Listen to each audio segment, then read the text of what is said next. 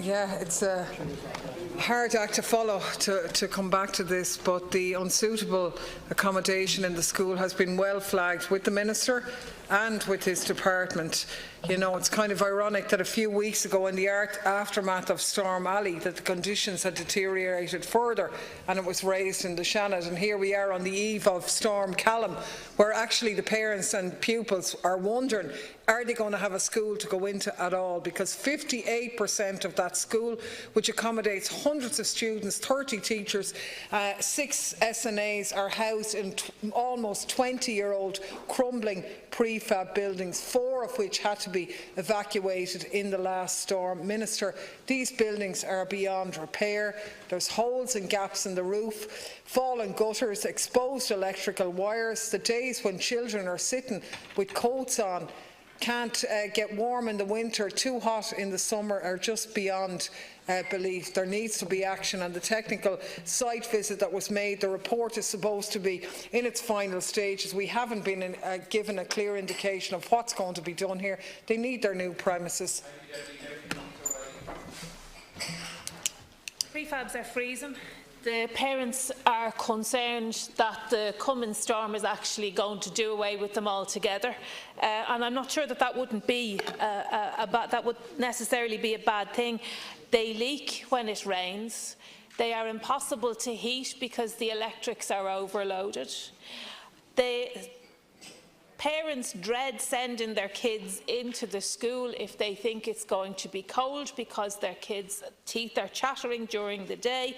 There are over 50% of the school children accommodated in prefabs that were put in as a temporary measure in 2000. I am, as I'm sure my constituency colleagues are as well, inundated with requests from parents. The result of the technical review hasn't been made known to the school as yet. They are still waiting on that, and they need to know. Another storm is approaching and parents are fearful about sending their children into the school, and the only school that they can attend in Balbriggan, and it is a place where the population is growing and an issue that needs to be addressed as a matter of urgency. Covered it, Minister. I visited the school on a number of occasions. We know the school, all our colleagues do. Since 2003, the department has spent 1.16 million on prefabs. We'd have a new school built. Now, the school, in my view, it's unhealthy for the kids, it's unsafe. My colleagues have mentioned the technical assessment. Technical assessment was carried out in February, and I put another parliamentary question down to you again in September, and it just refers to the site. A technical site visit was carried out. We know that. That happened in February. The parents and the principal, Pauline Costello, and her team there are honestly losing patience now. They're exacerbated by this. We do need to get a resolution. This is cross-party, and those are none, representatives from Dublin Fingal. We want a proper school facilities for the kids and the staff of St Mologa's. It needs to be fast-tracked, and I hope you can give that commitment to us today, that after all this time waiting, 19 years some of the prefabs, that we can move ahead with a proper permanent building. Thank you, Ceann Comhairle. From the outset, can I thank Deputy O'Reilly for submitting the topical issue in my absence last week, and I do appreciate my constituency colleagues facilitating me this afternoon. Minister, I want to echo the sentiments of my colleagues. You know, I found myself thinking about what I was going to say, and actually what I will say is I've been in third world schools, and they're a better standard than the prefabs that are in St Mologa's. So, you know, it really is essential that this process, that the fast track process for this school is completed, and that we can somehow manage to get a plan. If we have to copy and paste it, let's copy and paste it. There are so many school extensions or permanent prefab replacement programmes across the state that we have spearheaded over the last 7 years that I'm sure it will be possible in this instance to complete it. The weather forecast for this evening is very windy, strong to gale force with severe gusts. The school is in a coastal location.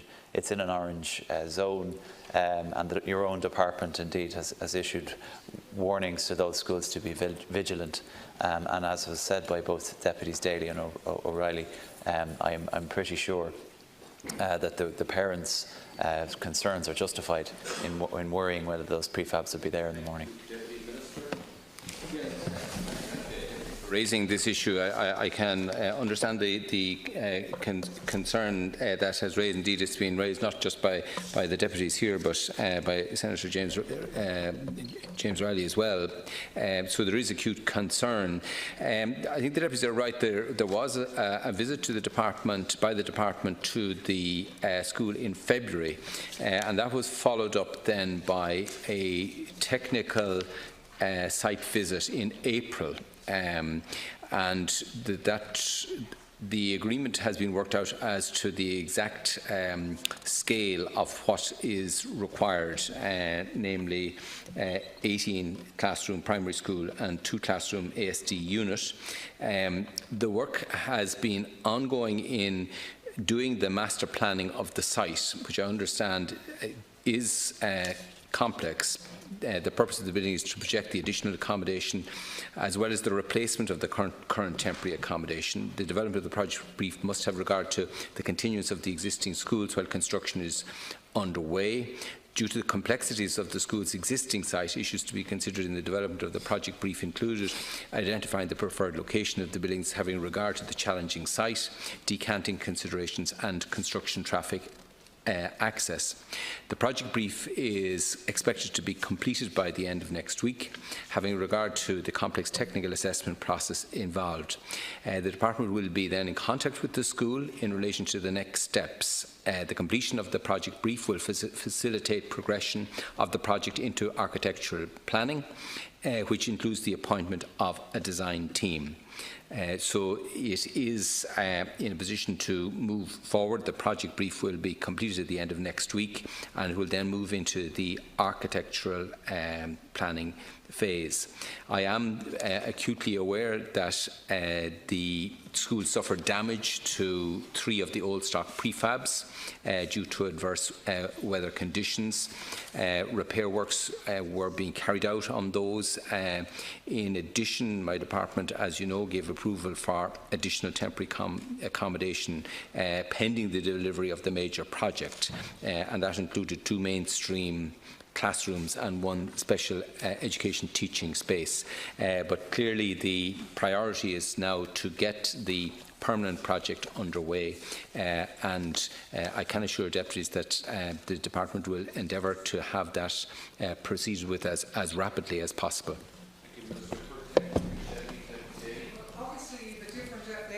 Of rapid than anybody else would, because you can talk about the site being complex and requiring a careful master plan, but the site hasn't changed. It's been the same site that they've been on since, you know, like the school was opened in 1987 when Balbriggan had a population of 5,000. Now it has a population of 22,000. We're the ones telling you, Minister, that they need a permanent site, and for us to be told now, well, it's complicated and we need to look at it, it's really not good enough. It could be the case that after the storm this night that the school may not even be there, and the inadequate situation that they're in, which is appalling anyway, mightn't even be there to deal with that. We need the plan yesterday, and unfortunately I don't think your answers are adequate. Minister, that answer isn't good enough, and Deputy Daly is right. There is a really strong possibility, given the poor weather that's forecast, that parts of the school may actually be unusable. I mean, they're practically uninhabitable as it is, and I don't think you have any words of comfort at all to give to the parents other than you must wait. To the parents, to the teachers, to the principal, Ms Costello, you have to wait. That's not good enough. They are at the moment in intolerable conditions, and all that you have said is that those intolerable conditions are set to continue. Minister, there has to be some plan in place, because we could be dealing with a very, very serious situation. 52% of the kids are in those prefabs. They're already uninhabitable. Like my colleagues, look, I'm genuinely disappointed with the response. You know, the technical assessment process, you're saying we'll have it completed by the end of next week. I'm wondering, is that the answer that's given because this was raised here today? I think all of us, in like party politics and affiliations and all that aside, I don't know whether you visited the school, and if you haven't, I would invite you to come with us and look at the school. There are other schools in North Dublin that require attention. I would be hard pushed, maybe this and one other, Hedgestown National School, are the two schools that are in desperate condition. The response is completely inadequate, and I would really ask you to redouble your efforts, to go back to your officials and say, do you know what, this needs to be fast-tracked, because that response gives no comfort to anyone. Thank you, Ceann Comhairle. And Minister, I actually have some photographs that the principal was kind enough to send to all of the members. You know, we are regularly tweeted by individuals. You know, that the roof almost came off completely the last time. Skylights came in. The classrooms had to be abandoned because of Storm Ali, and tomorrow's or this evening's storm is potential to cause significant damage to these 18-year-old prefabs. You know, I remember when I was elected in 2011 Minister, we replaced the prefabs in a school in Scullindaneanig in Kinseely. It had been in prefabs for 24 years. Successive governments had failed that particular community. I would hate to think that this school would be left any longer. It's just not acceptable anymore. Yeah, I can understand. First of all, I can understand the Deputy's concerns, but I think the project brief is a very important phase in any construction project. The appointment of the design team, there isn't a way of avoiding appointing a design team.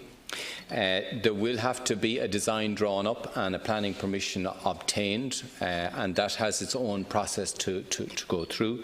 The department will obviously have to be satisfied that the design achieves the objectives. We don't want to have any second-rate construction here, so this has to be done. It involves, as I say, construction of 12 new classrooms, 2 ASD units, as well as refurbishment of existing accommodation. So this is a project that is now proceeding into the next stage. The department seeks to minimise the delay in all those stages, but subject to being robust in each of the processes.